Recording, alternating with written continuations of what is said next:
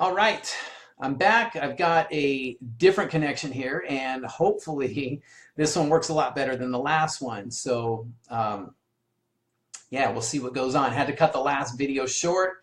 It was a bad connection or bad audio, and I'm not sure. I think it's the area that I was recording from, so got a different area here, and not so great of a view behind me, but hey, as long as this thing works, right?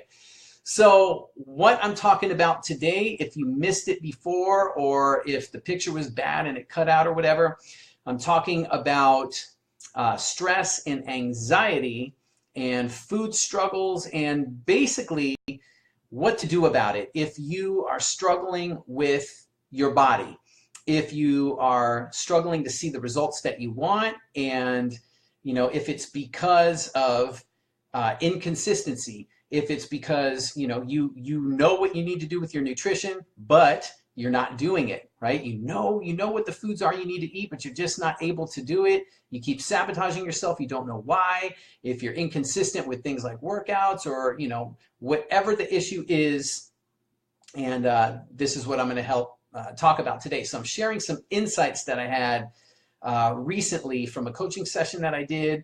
And things are sinking in. I've come to some realizations that they're kind of new. Like I didn't really realize them before. And then from that, I'm going to share how the realizations that I had can help you out. Some things that you can do if you're struggling with some of these issues. So good, Chris. Can you? Am I coming in okay? Is the audio and the video coming in okay? Just leave a comment real quick and let me know. Yeah, it wasn't your connection, it was mine. I think it's the area of the house that I'm in.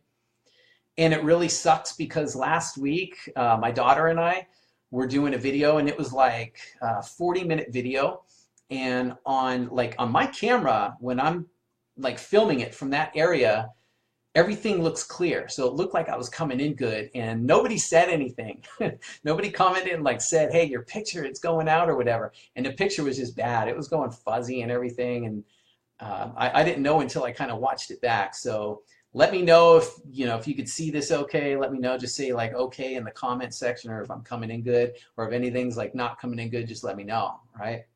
So getting into this. So again, I was going through this coaching session with Dax Moy over in the UK, and what I thought was going to be a talk about nutrition, it really was. I just for the past few months have been really inconsistent with my nutrition. It's like I'm having these uncontrollable urges to eat a bunch of crap, and then I'm going through these binges and things like that. But on the other hand, with my workouts, I've been so consistent with everything. I almost never miss a workout. So I was getting frustrated with wondering why am I so consistent with my workouts, but with the nutrition, I know what I'm supposed to eat. I know exactly what I'm supposed to do. Why am I having such a hard time with these uncontrollable cravings and these binges, and I can't seem to do what I know I need to do? And so, most people, and I shoot this video today because I know of way too many people who are struggling with issues like this, but they're blaming themselves a lot. They're feeling like they're lazy, and I share this with you because this is exactly the stuff that has gone on in this head of mine for a long time. Calling yourself lazy. If it's as extreme as me, I was calling myself a lot worse things than lazy, feeling like you don't have enough motivation, you're unmotivated, you don't have willpower, you're feeling like something's wrong with you, right? And all these things where you feel like, something's going on with you. And a lot of times we're just addressing the wrong issues, right? We try to fix the lack of motivation. We try to fix the lack of willpower. We try to fix, the nutritional issues with more nutritional reinforcement, and it doesn't really work, or it doesn't work very long. It's like I was saying before in the other video, that when you try to use willpower, or you try to force your way through, right? You're just trying to will your way into these changes. It works until it doesn't work. Right? So it might work for a little bit of time and then it stops. I was using an example with like weight loss reality shows and fitness challenges.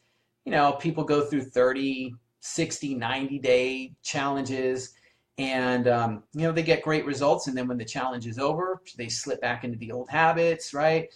They're missing the workouts, or the nutrition's going to hell, and then little by little they end up right back where they started before. And then it's back to the blame game, right? Oh, I'm lazy, or I'm this, or I'm that. I'm a failure, and all that kind of stuff. And then it creates a lot of self-esteem issues with people. It creates a lot of confidence issues, right? We get tangled up in what I call ourselves, not yourself, but yourselves, meaning your self-worth, low self-worth, low self-confidence, low self-esteem, self-doubt, self-judgment, right? Self-criticism, which is basically judgment. Chris, you said it's freezing a little, but not bad. Is it just kind of herky-jerky? Is the audio still coming through, or is the sound cutting out? Can you just let me know in the comment? So anyway, you know, that's what happens, and a lot of people like go through that. So I wanted to share my own experiences with all of this, and then through my experiences, get to a few things that you can do that will help you if you're struggling with any kind of issues, body type issues, whether it's body image, whether it's you're not getting the results that you want, and you're really struggling with some kind of consistency. You know, if we look deep into it, what started for me as like a nutritional conversation ended up turning into a lot more than that. So it's like we were like peeling back these layers. And the more that me and Dax were talking, the more that I was finding out like, whoa, you know, this really isn't like a nutritional issue at all for me. Like my nutritional issues are stemming a lot deeper. So here's how it went. A lot of the nutritional issues that I am going through were stemming all the way back to like, well, it was coming from where I get into like a lack of energy, right? I feel down, and those are the times when I get into that I'm, you know, reaching for whatever I've got, whatever kind of junk food that I've got, to, you know, kind of deal with it, right? For comfort or whatever you want to call it. That's where I'm at. So I get into that. So now at this point, if I try to just address the nutrition, like, okay, well, let's see. I get into you know, reaching for the junk food when I'm feeling down.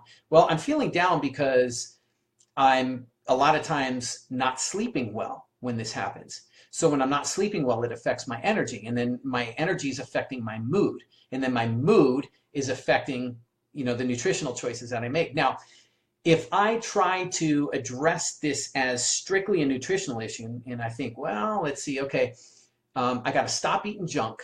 So, and I got to just replace the junk with better foods, right? Or I try to will myself to do it. It's not going to work because that's not the real problem that's going on, right? What's happening is I got to trace things back. Oh, okay, well, the reason why this is happening is because I'm low on energy and my mood's down, and I'm getting into that because I'm not sleeping. And the reason why I'm not sleeping good is because I'm dealing with a lot of issues of anxiety. Interesting. So now instead of this becoming like a nutritional issue, this is becoming more of an anxiety type issue. Well, why is the anxiety there? So the more that we were talking, the more that I was starting to kind of put together almost like what I call a recipe, right? A recipe for, you know, why this all happens and how this happens. So from the beginning all the way to the end where I sabotage my nutrition.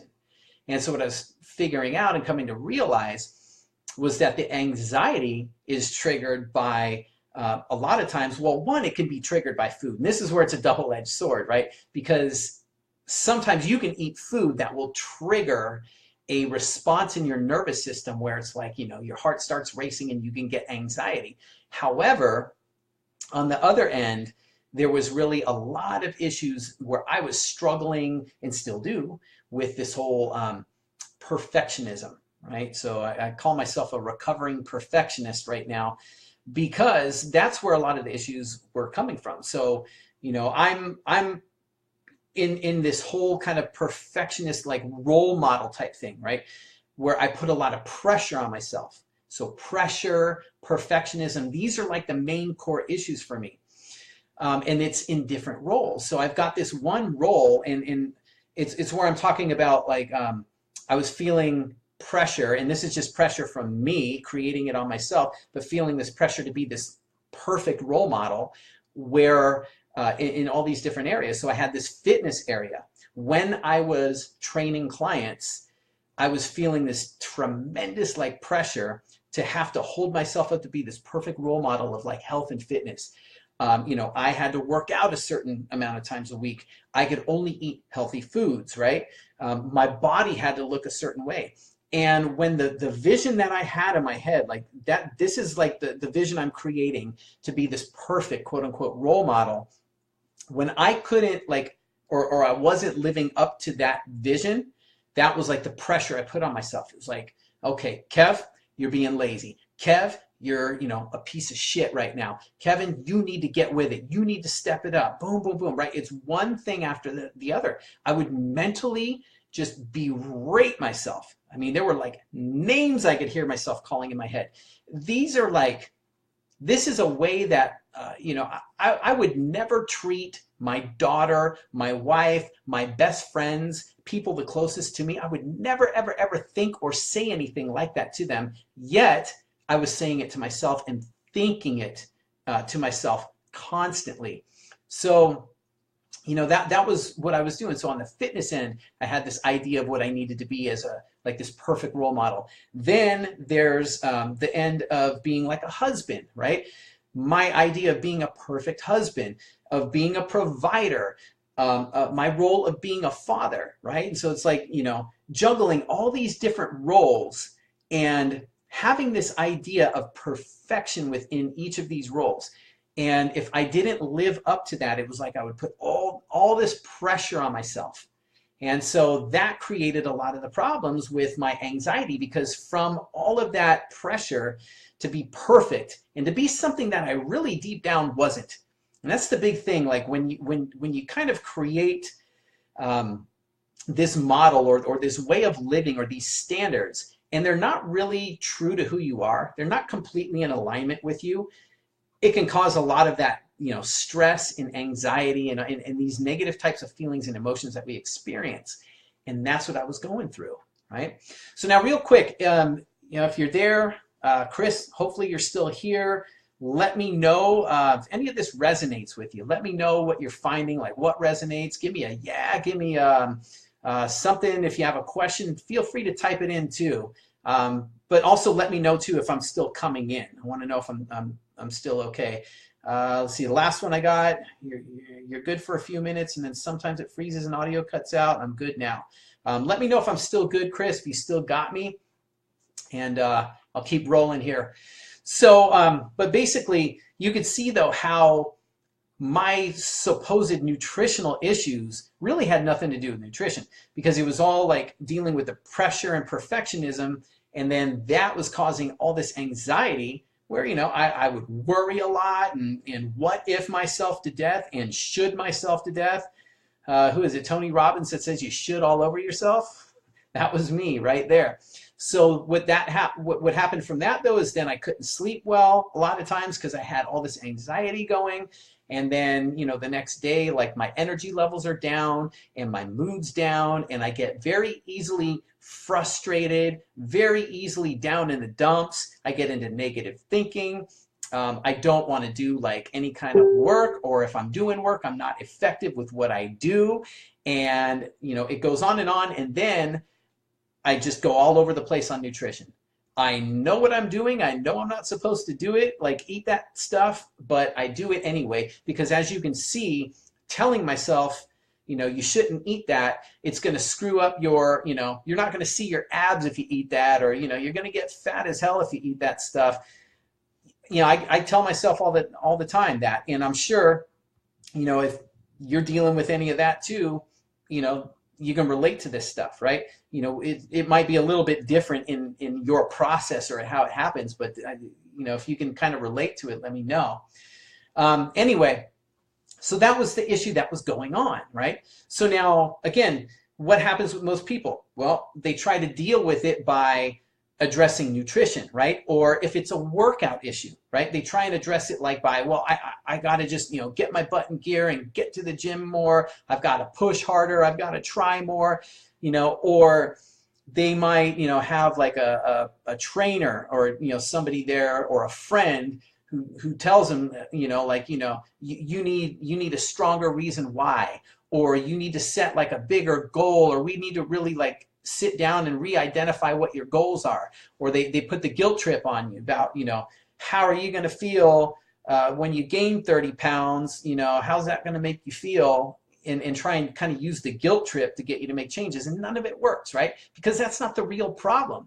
So if we're going to make changes, we've got to get to the root of the issue. And a lot of times the root of the issue has to do with these emotional type of issues and reactions that we have that are driving the whole thing. So hopefully that's making sense. If it does, do me a favor, just give me a like or share this video. Hopefully you like this right now and this is resonating with you. Give me a good share on that if it does. If you know somebody who either you're resonating with this, or somebody who like could really use this information and you think like, oh man, they got to hear this, do me a favor and share it, okay?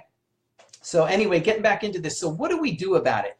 We've kind of identified what the problem is. So the question is like, okay, now, if I know what the problem is, what do I do about it? How do we deal with like the emotional type of issues that create the struggles that we have with our bodies, right? So, or with our nutrition or our consistency, whatever. I think in the end, that's what we're looking at though, right? We're not seeing what we want to see when we look in the mirror or when we put the clothes on.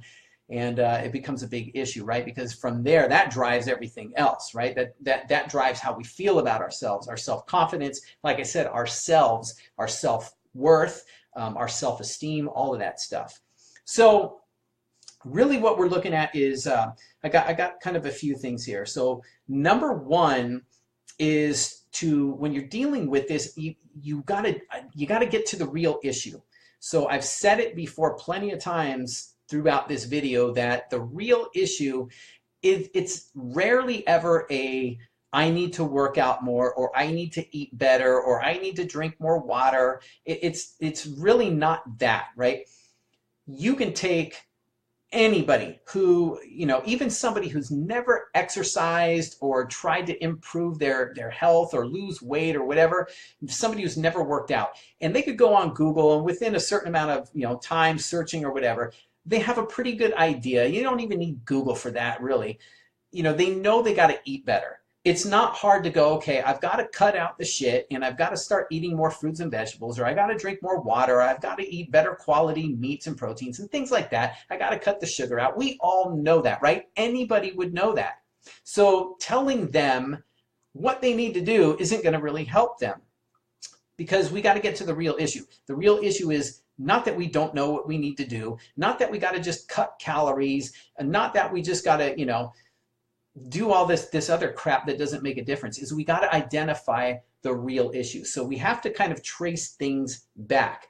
So once you understand that it's not it's not like I need a diet, or I need a workout, or I need some secret program, or I need motivation type thing.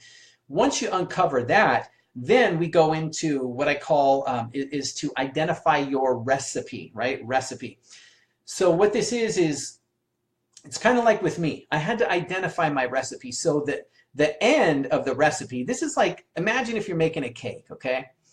And when you're making the cake, let's say you've never made a cake before. So you find a recipe. Now, when you have the recipe, you got a couple things. You have the ingredients. That's number one. You have to have the right ingredients. And then number two, you have to put the right ingredients together at the right time, right? You got to put them in the right sequence or the right order. Because if you don't, freaking cake don't come out right. It tastes like crap, right? Or it looks like crap. So this is the same thing when we're talking about trying to get our bodies to change and to deal with the real issues of why we're not doing what we know how to do. So it's kind of like the cake recipe. You have to find your recipe for what's happening. If you're making that cake and you put things in the wrong order, you put the wrong ingredients, the cake doesn't come out right. You don't get the right result, right? So it's the same thing here. So trace it back. If, like for example, with me, I'm struggling with my nutrition. Well, it's not a nutrition issue. I had to trace things back to understand, okay, well, when I go back, what does the recipe look like if I play it all out? And I just backtracked it and I went, okay, I'm reaching for a bunch of shit to eat. Okay, before that, what happens? Well, I'm usually feeling pretty down or in some kind of negative emotional state. Okay. And then what triggers that, or what leads to that? Well, that's usually like my energy's really low. And then what leads to that is, well, I've slept like shit the night before. And what leads to that? Oh, well, I had a lot of anxiety type issues. And what leads to that? Well, I put a lot of pressure on myself to be perfect, and boom, there's the recipe, right? So, whatever it is for you, that's what you got to kind of do is get into identifying your recipe, because without it, if you don't get that recipe down, you're not going to be dealing with the real issue. And if we don't deal with the real issue, we're not going to fix, the problem, right? We're not going to get the right result, which is why, people try to find motivation. They read self-help books when they have troubles in their lives. They go to like seminars, or they watch like movies and inspirational documentaries and things like that. They hire trainers, they hire coaches, life coaches or whatever. They have people try to give them the kick in the ass and give them the motivation and tell them, set a bigger goal, think bigger, think positive, say positive affirmations and create some fucking vision board and all this crap. And they feel good for a while, but within a couple weeks or a month or two or whatever, they're right back to where they started. Not motivated, not getting the results they want, and there it goes. Because they didn't deal with the real issue. And what happens is they didn't identify the real issue, and two, they didn't put their recipe together for what leads to the problem, right? So that's the other thing. Identify what your recipe is. And then finally, there's like awareness. There's awareness of being aware of what the kind of the triggers are, or we could call them like, the threats, right? What we call a trigger or a threat is really when we're looking at the emotional, like the negative emotional type issues that we have. So when we say anxiety or when we say stress, those are kind of general terms. And a lot of times, like, we use those terms. We say, I'm stressed out today, or I'm feeling anxious about something, or I have anxiety, right? But we really need to know a little bit more, because that's very vague. And the reason why is that, stress, there's all different kinds of stress, right? We can have, different types of stress: nutritional stress, environmental stresses, physical stresses, emotional stresses, spiritual stresses, nutritional. I mean, the list goes on with the types of stress there are. And then the way that we respond, the reactions that we have, the way that we perceive stress, and the process that our body goes to identify what a stressor is, or what we could call a threat, that triggers something that our senses pick up, that communicates to our brain that something's wrong. Either like there's some kind of perceived danger or a threat to either us, or that something's not right, something is off, whatever. Our brains are very highly alert and sensitive to, like, if there's any kind of danger around, or if we're not feeling safe or whatever. So, we have all different ways of how we process that. So basically what I'm saying is that if you lined up 100 people, and 100 people all said that they were stressed out or feeling anxious, there's no one way that you could say, okay, well, let's just deal with it this way. Here's one way to deal with stress, right? You get that all the time from these experts out there in books that tell you, oh, just manage stress. Like, go for a walk or do a fucking meditation. Like, look, that might be great. And those are some strategies that maybe you can use. But really, you can't apply like a one size fits all to everybody, because we all process stress differently. We all have different kinds of ways that we react to stress. We all have different interpretations of what's stressful, different types of stress that come at us. And we all have a different recipe for, what triggers stress, and what the process is, and what the outcome is because of it, what we end up doing, how we feel, how we behave. So if that makes sense to you so far, or if you can resonate with some of that, do me a favor, like this, share this. If you know somebody who you feel could really benefit from this, seriously, share it right now with them. If you have any questions, feel free to post them below in the questions. If my audio is cutting out, if you can't hear me very well or anything, do me a favor, let me know. Don't let me go on and on without letting me know, because where I'm at, my camera looks like it's going okay. So I never know until I get the feedback, right? And I need your feedback. So anyway, but that's the thing. So we got to become aware of of what the trigger is. So if we're dealing with stress or we're dealing with anxiety, what does it look like? Some ideas or some kind of things, typical things that come to mind are if you feel overwhelmed. Okay, that's something that can drive anxiety, right? Overthinking, right? When we get stuck and we're like thinking the worst about something, maybe something's going to happen. Like, I can't really say right now, but my wife and I have a big goal that we are on the verge of achieving.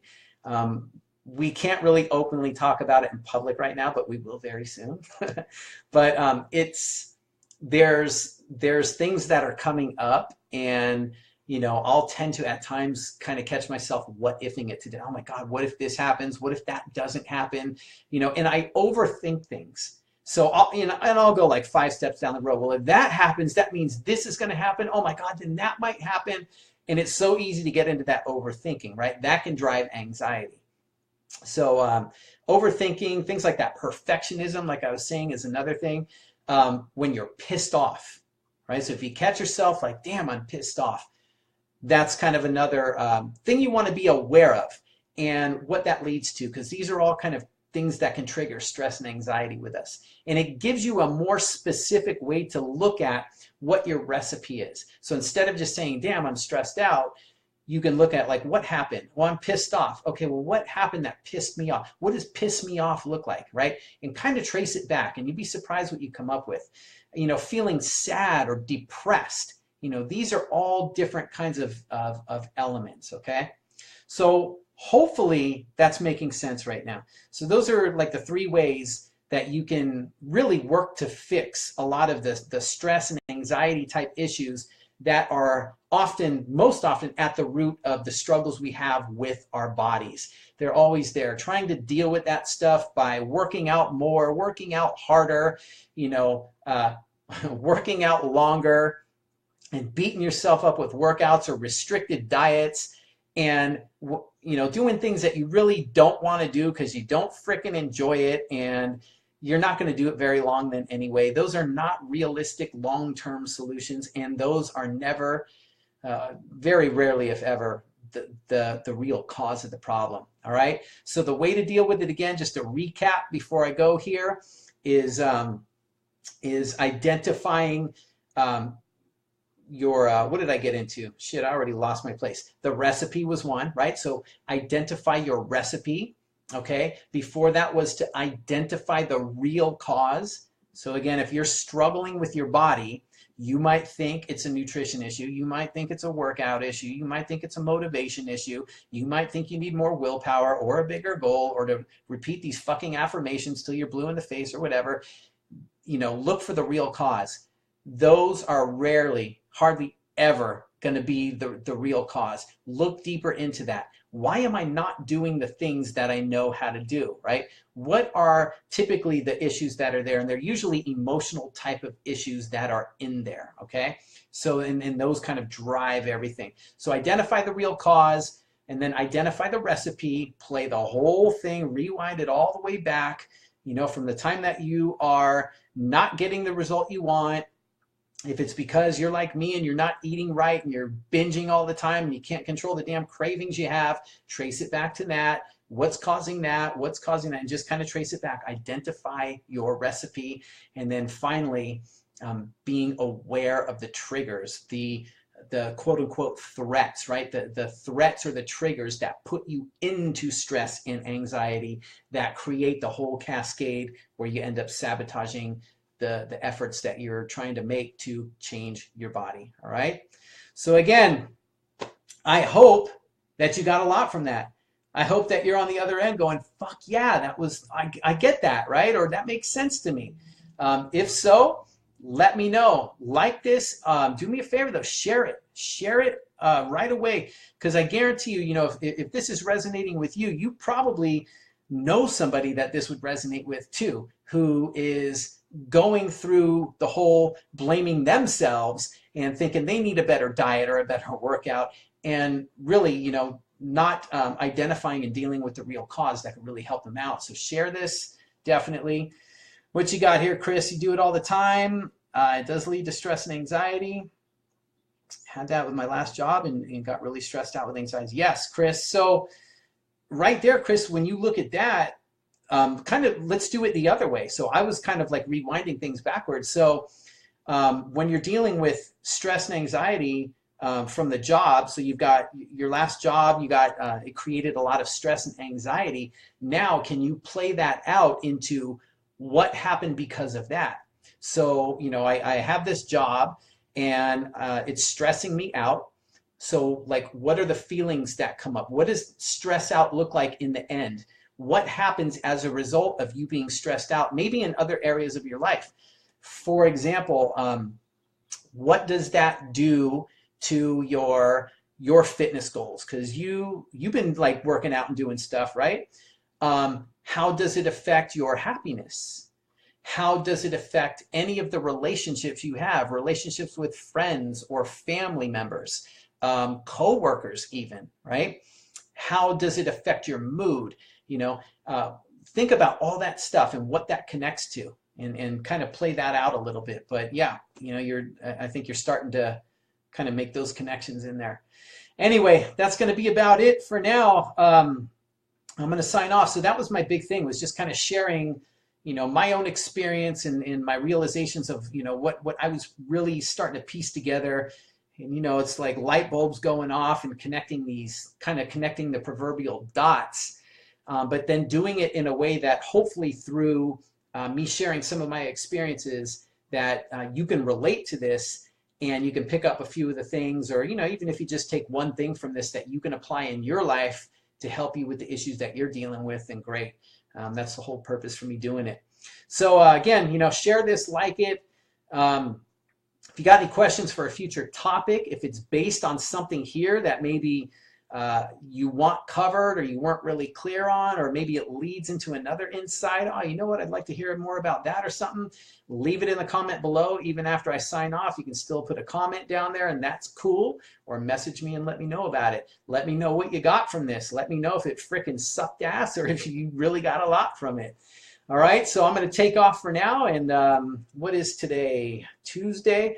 I'm going to see if I can't be back here on Thursday, Friday. I'll play with it. But probably see if I can come back here Thursday and then do another episode here. So in the meantime, hope you got a lot from it. Thank you for tuning in. And until next time, take care.